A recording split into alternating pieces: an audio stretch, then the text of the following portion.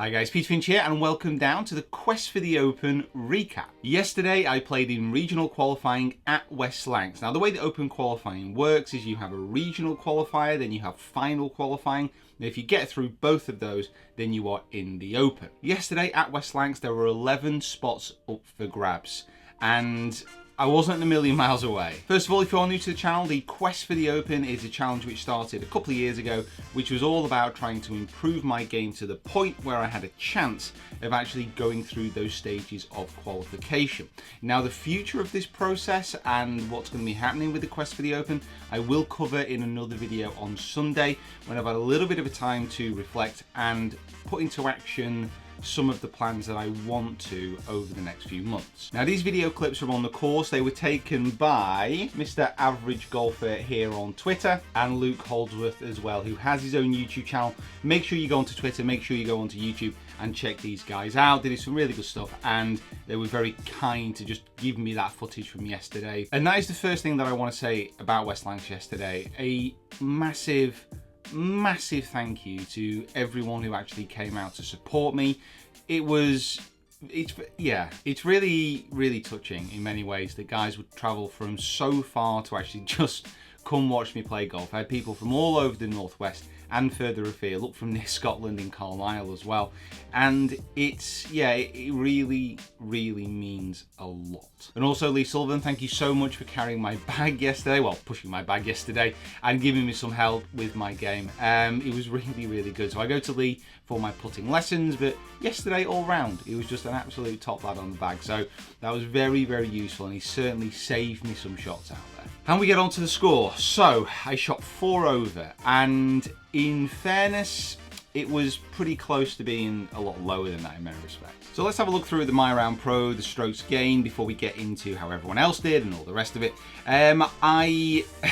So you see my strokes gained here, my driving, my short approach, and my putting, they were in and around that scratch baseline. Now, when you play at West Lancs, if you have ever played at West Lancs, it is a tough track. It is a very tough track, and yesterday, it was in absolutely prime condition. I mean, the fairways were baked, they were browning. The greens were pretty much perfect, to be honest. They were the best greens I've put it on this year by a long way. They were absolutely amazing. If you do get the chance to go down there soon, make sure you take it. But you can see here, strokes gained driving was okay, but off the tee, I only hit driver once. I'll get onto that in a moment. My short game was pretty good, so I didn't lose any strokes there. My putting was good.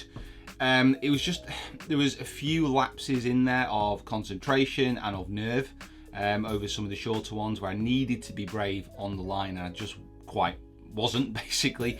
But also that stat could have changed very quickly because I had so many putts that were so close to going in from 20 to 30 foot. On another day, if they'd have dropped, this would have been a very different video. And every golfer can say that about the round. You know, if this putt dropped, if that putt dropped. But genuinely yesterday, the score could have been a lot lower without really doing too much different. And that makes me slightly disappointed, but also quite happy in some respects because I actually played decent golf. There were a few shots early on which I wasn't very happy about. I'll talk about those in a moment, but from about the 6th hole onwards, I actually played some decent golf. So I will take a little bit more time explaining through these scores because it was the open round. I started off with a very good tee shot. I was very nervous on the first tee. It's not a case of being nervous in a bad way in some respects. The first tee of open qualifying with all you guys coming down to watch, it's amazing. It is absolutely incredible. And the nerves, you know, I wouldn't even call them nerves, it's just adrenaline. My heart was like pounding and I managed to hit a really good 3-wood right into the center of the fairway, just where I wanted to be. And then I hit a terrible shot on my second shot. I really came out of it. I didn't want to miss the green left because the pin was left, and if you missed left, it was like an all-time up and down. But I missed that far off to the right. It was an even harder up and down. So I was pitching onto a downslope, coming over a bunker from a bare light in the rough. Somehow it was all a little bit nasty, but I managed to just play an absolutely fantastic shot and then hold the putt. So I made a par and I walked off that first green really positive. Played the second hole exactly how I wanted to. 3-wood off the tee, onto the downslope, runs down to the bunker. Hit a 2-iron. I was going to go left of the green, try and fade it. It just finished a little bit short, but if it finished in the front left bunker, that would have been fine as well. Hit a really good chip, walked off with a birdie. Everything going to plan. Third hole, the bane of my life. I hit an awful tee shot. An awful tee shot. The wind was into and off the left, and I was just trying to hold it into the wind a little bit. Completely stopped rotating on my swing, flipped my hands at it, and it's finished in the thick rough left of the green. You know, it's a good 30-yard miss. There's absolutely no way I should have been that far left. Just a really bad shot. Had to hack it out just short of the green, and from there, where the pin was, that pretty much was an impossible up and down. So I just made sure that I landed it just on the green, trying to give it a chance of going in. Just missed on the left hand side, but run to the other side of the green to putt 5. So I've gone from really excited to a little bit twitchy. I've made a bogey on the next after a really good chip again, but a slightly twitchy putt. But then I was on a par 5 and 2 over. I settled down a little bit, got into my rhythm, got into my routine, made a really good up and down on that for a birdie, and then kind of entered a run of holes where I was putting and playing pretty solid, but they just weren't dropping. So the par 3, the next hole, hit a really good tee shot just at the back of the green, and then hit this putt snaking across the green that somehow didn't go in. It just grazed the edge and dribbled past, but it was a good par. The next hole played exactly how I wanted to. It was even if I say so myself, a very well thought out hole. Landed it short of the green after a layup off the tee, scooted it up, missed a putt. That didn't have too much of a chance of going in, just underhit it. The next hole, again, played it exactly how I wanted to. 3-wood, wedge onto the green. Good first putt. Didn't quite take the break, but almost went in as well. Then the 9th, I still don't know. I still don't understand how my putt on the 9th did not go in. It was a double breaker across the green. I read it perfectly. Lee helped with that one, just noticing the double break at the end. And again, it just grazed the edge. But as it was, I was 1 over and stayed 1 over all up until the 15th, where I hit a really bad approach shot. I had a very awkward lie with a sprinkler interfering. I should have taken my time with it, but I just rushed through it. I wanted to get the shot. I was confident with it. Hit a really bad one off to the right of the green and didn't manage to get up and down. Actually hold a good putt for a bogey in the end. So I was 2 over and I knew I had to get in and around level. So that's when I had to try and push. Par the next after a really good up and down. Again, just that rub of the green, hit a decent tee shot, but it ended up in like an old divot and I needed to get the ball up and fast if I wanted to stop it on the green.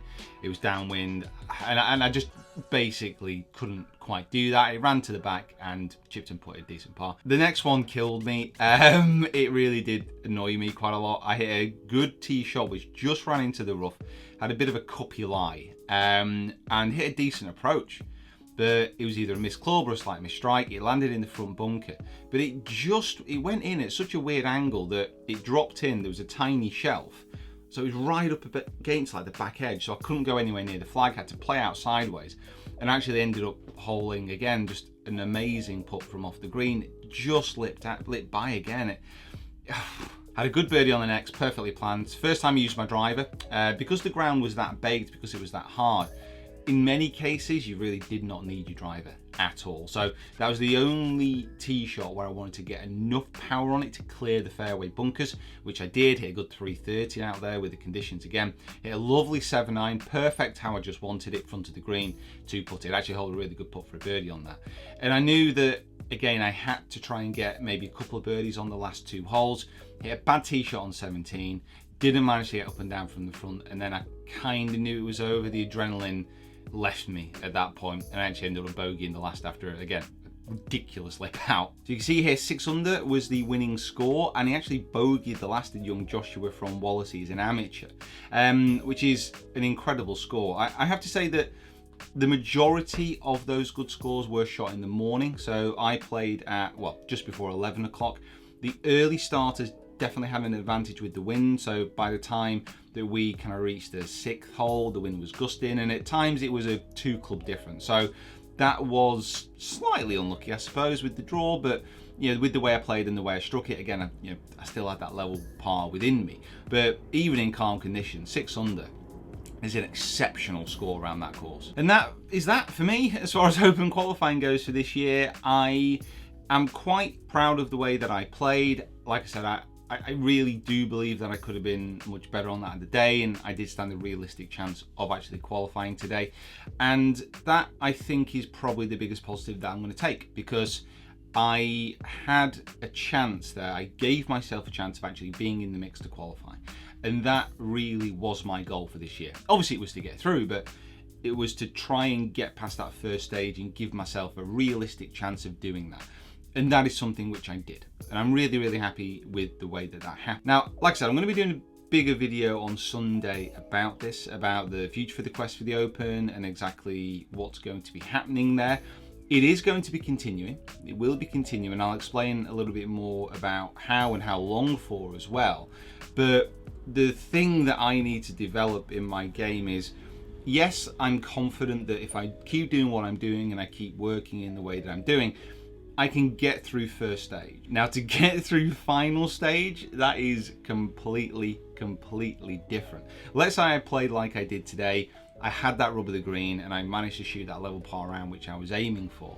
If I went to St. Anne's Old Links, which is where final qualifying is this year, and did the same, not a chance. I would be absolutely nowhere near. I would be nowhere near. So trying to unlock those really low rounds and just trying to develop my game to a point where I can shoot those really low rounds in competition, that's what I need to be doing, and that's what I'm going to be striving for. But remember guys, these Quest for the Open videos, they are very, very much twofold. It's about me working on my own game. It's about me trying to reach this ultimate goal, this dream goal, which I might never do. I might never do that. I think I've got the potential to be able to shoot those low scores. I might never achieve it, but that is absolutely fine. I would much rather strive for this, try for this, and fail than not do it at all. Because the fact is, if I'm doing this, I'm learning more about my game, and when I learn more about my game, I translate that into the videos and help you improve your game as well. And that's ultimately what this is about. You know, bear in mind, I am still a coach. That is my job, if you will. As a YouTuber, that's my main focus. And in my coaching at the Quest Golf Academy, that's what I love to do. And playing golf, doing these Quest for the Open videos, it's allowed me to think and unlock better techniques as far as my coaching is concerned and in the videos that I produce. And hopefully you guys have seen the benefit from that. And I think that's why it's important to continue. So guys, thank you so much for watching. Once more, huge thank you to everyone who came out to support me yesterday. It meant the world. Thank you to Lee as well for caddying. Thank you to West Lancs for getting that course in such amazing condition. I loved it. I'll definitely get back there soon. And then the Open for putting on such a good event as well. It was really well run, seamless, all the marshals and everything. So guys, thank you so much for watching as well. Thank you for following me on this journey. Please subscribe to the channel if you haven't already. Follow me on my other social media platforms as well. I will see you down here next time. And stay tuned. This week I have some absolutely cracking videos dropping.